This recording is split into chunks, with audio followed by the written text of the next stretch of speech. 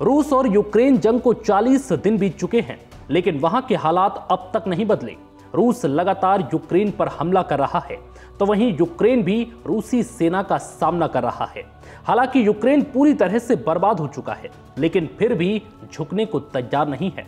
इस बीच अब इस मुद्दे पर संसद में भारत के विदेश मंत्री एस जयशंकर ने कई बड़ी बातें कही और भारत सरकार की भूमिका पर उठे कई सवालों के जवाब भी दिए।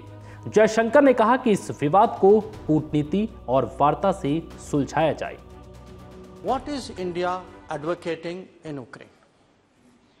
We are first and foremost strongly against the conflict.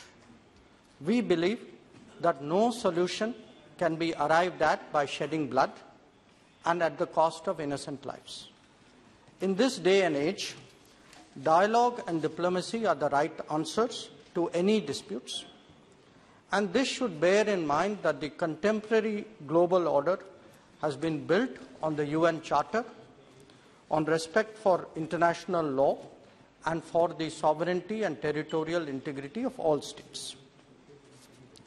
If India has chosen a side, it is the side of peace, and it is for an immediate end to violence. इतना ही नहीं, विदेश मंत्री एस जयशंकर ने Bucha नरसंहार की भी निंदा की। उन्होंने कहा कि ऑपरेशन गंगा एक बड़ी चुनौती थी। युद्ध के बीच हमने लोगों को वहां से सुरक्षित निकाला। वहां पर छात्रों ने बहुत साहस दिखाया। जब युद्ध शुरू हुआ तो हमने वहां के मंत्रियों से बात की। ये बात भी जरूर कहूंगा कि अगर हमारे मंत्री नहीं जाते तो ये काम उतना आसान नहीं होता। मैं इस पूरे टीम वर्क की प्रशंसा करता हूं। ऑपरेशन गंगा पर विदेश मंत्री ने कहा कि हमने करीब 20,000 भारतीयों को वहां से निकाला, साथ ही दूसरे देशों के नागरिकों को भी वहां से निकाला। ऐसा किसी देश ने नहीं किया। बाकी देश आज हमारा उदाहरण दे रहे हैं। पीएम ने खुद लीडरों से बात की जहां लोग फंसे थे, वहां युद्ध विराम करवाया। खार्किव और सुन्नी में हालात खराब थे। इसको लेकर पीएम मोदी ने रूस के राष्ट्रपति पुतिन से बात की। इस बात से स्टूडेंट्स को सेफ जोन भी मिला।